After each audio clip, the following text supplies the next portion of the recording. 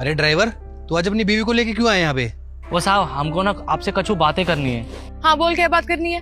हमको ना 1 लाख रुपया की जरूरत है। 1 लाख रुपए? अरे भाई 1 लाख रुपए का क्या करेगा तू?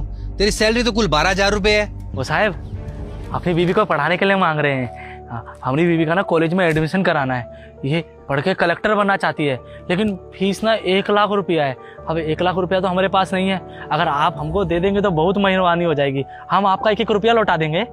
लो जी, अब ये पढ़ाएंगे अपनी बीवी को? खुद तो ड्राइवर है और अपनी बीवी को कलेक्टर बनाएंगे। और तुम क्या ये हर बार पैसे मांगते रहते हो होली दिवाली पर? और 1 लाख ना छोटी रकम नहीं है, बहुत बड़ी रकम है। कभी एक साथ देखे भी नहीं होंगे तूने, समझा? और चढ़ाओ इन गरीबों को सर पे चढ़ाओगे तो ऐसे मुंह फाड़ के पैसे मांगेंगे। और हमारे पास कोई पैसे वैसे नहीं है। खुद पढ़ा अपनी बीवी को। ठेका लिया हुआ तेरी बीवी का हमने। मैम साहब हमारे पास जितना सेविंग था सब लगा दिए। अब 1 रुपया भी नहीं है। 1 लाख रुपए की जरूरत है साहब। अगर आप दे दीजिएगा तो हम आपके सारे पैसा लौटा देंगे। झूठ नहीं बोल रहे साहब हम। देखो भाई 1 लाख रुपए ना बहुत ज्यादा हो जाएंगे। तुम वापस कैसे करोगे? वापस ही नहीं कर पाओगे कभी तुम। एक बारी में हम इतना पैसा तो नहीं दे पाएंगे, लेकिन धीरे धीरे करके सब चुका देंगे। 5-5 हजार रुपया हर महीना ले लीजिएगा हमसे। चलो मान लिया 5,000 रुपए काट लेंगे। बचे तेरे 7,000 रुपए। उस 7,000 रुपए में तू क्या करेगा?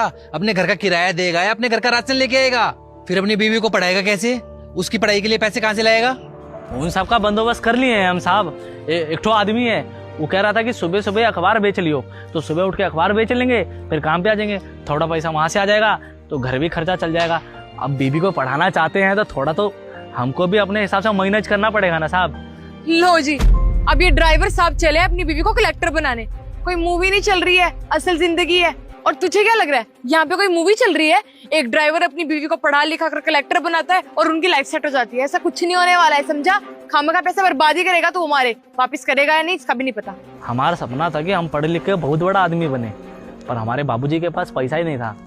तो जैसे वो काम करते थे हमको भी काम में लगा दिए। लेकिन हाँ, हमारी बीवी पढ़ना चाहती है और हम चाहते हैं कि पढ़ लिख के अफसर बने, कि लोग भी इनको सलूट करें। सपना है मेम साहब हमारा ये। मेम साहब अपना सपना तो हम पूरा नहीं कर पाए, लेकिन इसका सपना हम जरूर पूरा करेंगे, चाहे इसके लिए हमको दिन रात मेहनत क्यों ना करना पड़े। अरे भाई वो सब तो ठीक है, पर ये सब मैनेज करोगे कैसे? सुबह से शाम तक तुम गाड़ी चलाओगे, फिर सुबह सुबह उठ के अखबार भी बेचने जाओगे। अरे सोओगे कब? और चैन से सो नहीं पाएगा तो गाड़ी कैसे चलाएगा फिर ढंग से? और अगर तू सो गया और सुबह लेट आया तो ऑफिस में जाने में तो मुझे दिक्कत होगी ना। साहिब आपको कोई दिक्कत नहीं होगी, इसका वादा हम आपसे करते हैं ना। लेकिन हम उसी दिन चैन से सोएंगे जब हमारी बीवी अफसर बन जाएगी, कलेक्टर बन जाएगी।